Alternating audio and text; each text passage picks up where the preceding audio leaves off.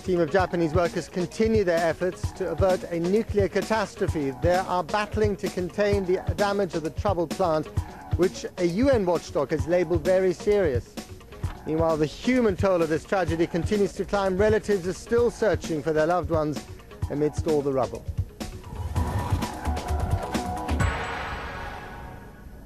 Well, just to recap the situation here, there's of course an unfolding drama regarding the nuclear plant at Fukushima, about 150 miles north of here, where efforts are continuing to try and contain radiation. There have been several setbacks, especially yesterday, but now there are some elements of good news. The power company TEPCO has said that it might be able to restore power to the generators that was lost after the earthquake and the tsunami last Friday.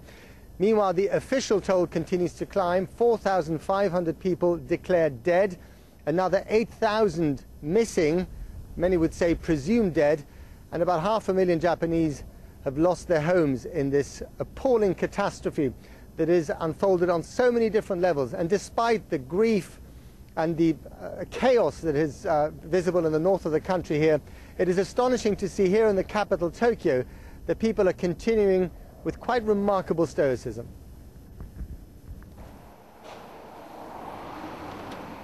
Tokyo, the never-ending megacity, an urban sprawl called home by more than 30 million people.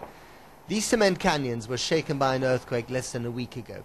2 hours north of here by bullet train, the country has been turned into a wasteland. The menace of radiation lurks in the air. You would expect panic or unease here, but these foot soldiers of the daily commute are stoical to a fault. We did find one woman who was heading south, away from the radiation, with her 2 daughters and poodle. They're just worried, and they're going Osaka, and they didn't say about nuclear plant. She was almost embarrassed to admit that she was fleeing the capital. It's the foreigners who are leaving in droves, people like Faisal and his son. The family owns a recruitment business. Most of the foreigners that I know are leaving. Maybe 95% are leaving. Are the Japanese made of sterner stuff, or is it just that, we're more sensitive to what might go wrong?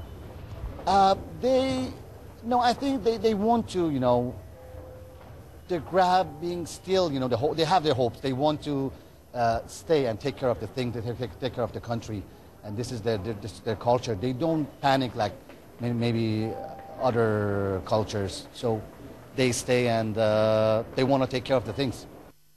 The daily images from the Fukushima nuclear power plant are disturbing, to say the least. This is not what you expect a nuclear installation to be reduced to. The shredded reactor shell still containing a core livid with heat and radiation, and fuel rods that simply refuse to cool down. Today, even Emperor Akihito was moved to address his subjects over the worst crisis since World War II. I am deeply worried, he said, in a display of candor and sympathy that is most unusual for Japan's royalty. For his part, the Prime Minister has taken to wearing a boiler suit for his public appearances. It's the uniform of crisis, meant to reassure the people, even though it does make him look like a maintenance man. At the Prime Minister's immaculate office, the assembled press corps wait to pounce on any crumb of information. They are patient, diligent, but not angry. The government spokesman is a mild-mannered Mandarin who was educated in the US and has a dim view of panicking foreigners. Is there anything that you're not telling us? I'm telling you all the things that I know, and I try to explain to especially to those say living overseas or to non-Japanese speakers as much in order to provide as much information as possible. There must come a point that you have worked out in government when you will tell people to leave the city. When does that point come? To leave the city, you mean Tokyo? Yeah. So as I say, we do. You must have a benchmark somewhere, a line, a red line. If radiation levels reach that line, it's time to go. What is that line? Well, that's something which we do not expect to happen in Tokyo. No one expected a tsunami to crash into the Fukushima power plant, because if they had done, they wouldn't have built diesel generators to cool the reactors. Yeah, Please, remember that the Japanese people, after going through Hiroshima and Nagasaki, we are most sensitive about possible, impact of, radiation. We know that, and but when you are, visiting Tokyo, you don't see the people, being panicking, and this is the reality that most Japanese people are going through. Here in Tokyo's government district, they're beginning to feel besieged by the wrath of nature, by the terrifying whims of nuclear fusion, and by a public that has learned how to be distrustful. All reasons to worry, but so far in this crisis, the Japanese people carry on with quiet determination. The Tokyo commuter trains are still packed. No one here wants to miss the 6:15 from Shimbashi Station. And I can tell you that the Nikkei Stock Exchange has just opened here, and the index is down about 300 points, which is about 1.9%. Not very dramatic. It is heading in the wrong direction, but compare that to the falls at the beginning of the week, 17% in 2 days, then this is relatively small fry, although it is, of course, early days yet. To be honest, what happens in the stock market is really the last thing on people's mind at the moment as they're trying to contain the nuclear drama up in the north, but also still continuing with this massive humanitarian relief effort that's underway ever since the earthquake struck almost a week ago. My colleague Damien Grammaticus is in the city of Sendai, where they're not just still looking for survivors and dealing with acute shortages of just about everything, but they're also now having to contend with freezing temperatures and snow. Every hour they add more. Coffin after coffin. Lost life after lost life.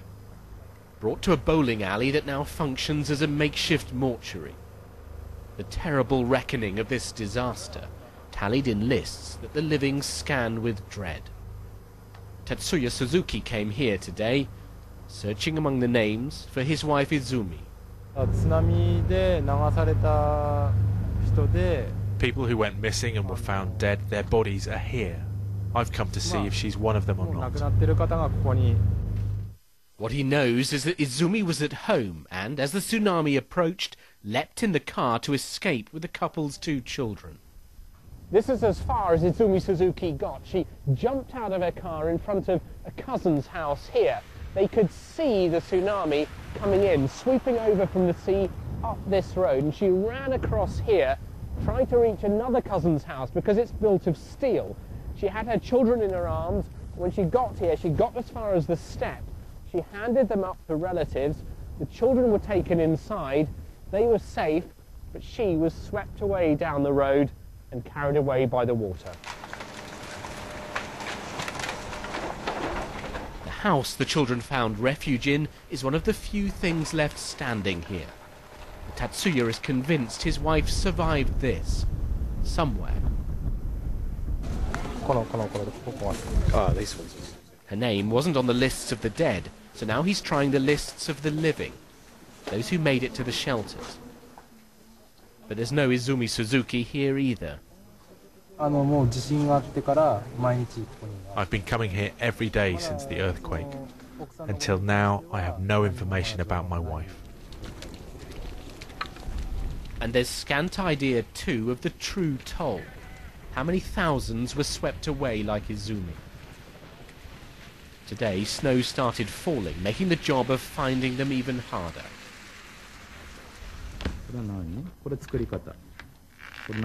Izumi Suzuki's children are now safe in a car repair shop. It's their temporary home with their father. The kids keep smiling every day. They say, let's go and find Mummy today. Then they say, if not today, we'll find her tomorrow. It's what gives me strength to keep on looking for her. And as he keeps searching, 2-year-old Hibiki and his 6-year-old sister Hikaru sit and wait for Mummy to come home. Damien Grammaticus, BBC News, Natori in northeastern Japan. Just to remind you of the toll as it stands so far, 4,500 people officially declared dead, another 8,000 are still missing, presumed dead, one has to say. And of course, about 500,000 people have lost their homes. Many, many more have lost power. And there is a shortage of just about everything in the north of the country, and quite a degree of nervousness down here in the capital, Tokyo. Another day, another attempt. This time round, helicopters. Now, yesterday we had these helicopters, the same ones that you can see in these pictures now, trying to douse water on the plant. That wasn't so successful because of the high winds. They're trying so again. It seems to be more successful. I'm told that there are 4 helicopters involved. They've done 4 journeys so far with the water. And each helicopter is fitted with a lead plate, presumably to prevent radiation rays from hitting the crews inside. The crews on the helicopters are also wearing hazmat suits to try and shield them from the radiation. Let's wait and see whether this attempt is more successful than previous attempts. There's been quite a bit of conflicting information about what exactly is going on inside these reactors. The Americans thought that there was no water, for instance, in reactor number 4 to cool down any of the rods. The Japanese then said that that was not the case. Earlier, the US Secretary of Energy had said that this crisis is now worse than the 3 Mile Island crisis of 1979 in Pennsylvania. So what exactly is going on inside the Fukushima plant? Here's our science correspondent, David Schuckman. A neat row of reactors, how the power station used to look. Compare it to a satellite picture from today. The terrible aftermath of fires and explosions. In the middle of the picture, a cloud of steam from one unit, and over on the left, reactor 4, with far more damage than previously thought. Thank you, Secretary. Today came the first official assessment from outside Japan of how bad things really are. Worse, it's said, than America's most serious nuclear accident. The Japan incidents actually appeared to be more serious than 3 Mile Island. To what extent, we don't really know now. And so as they're unfolding very rapidly on an hour-by-hour, day-by-day basis, and there are conflicting reports, and so we don't really know in detail what's happening. In 1979, there was a partial meltdown at 3 Mile Island in Pennsylvania. Some radioactivity was released, but it involved just 1 reactor, not 4 as in Japan. Details are really sketchy, but the range of options for tackling the crisis is shrinking. The key task is pumping in water to cool the reactors, including number 3 reactor, where a cloud emerged this morning. The aim is to keep water flowing through to reduce temperatures, but there's a dilemma. This creates steam, and too much of it could trigger a leak or an explosion. Now, another option is to deploy more workers, but that's hazardous. Reactor 3 is giving off so much radiation that people can't get close to reactor 4. The problem there is that a tank holding rods of nuclear fuel is losing water, and if it runs dry, that could risk another radiation leak. So what can they do? One plan is to drop water by helicopter. There'd be no way of protecting the aircrew, though. That just leaves fire engines or even water cannon to pump the water in, but those crews would also be at risk of exposure to radiation. The workers were briefly pulled out last night. Now some are back in. 180 of them are working in shifts to minimize their radiation exposure. The legal limit has been raised to allow them more time inside, but there's little protection for them as they face multiple risks. They've been working on this for 5 days now, and the more tired you get, you can imagine the difficult, hot environment that they're working in. It's very important to keep them as fresh as possible so they don't make mistakes. What no one seems to know is the exact state of the reactors. The next few days are critical. David Schuckman, BBC News. That's it from the special edition of BBC World News here in Tokyo. Back to you in London. Yes, and before we do that, actually, we can just show you these final pictures that have just come in. These are of a helicopter over Reactor 3 in the Fukushima plant. Once again, they are trying to drop water onto the reactor to try and cool down the rods inside. We should add that this was an attempt that they had yesterday as well. It didn't go so well. They abandoned it after, I think, a couple of hours. They're trying so again today, which shows you, of course, that this is still the priority. They have to try and cool these rods down. Otherwise, things could get a lot worse, and we are waiting to see whether the power company TEPCO has indeed managed to, at some stage, start those generators again in order to power up the cooling system. That's it for a second time from the special edition of BBC World News. Back to you in London.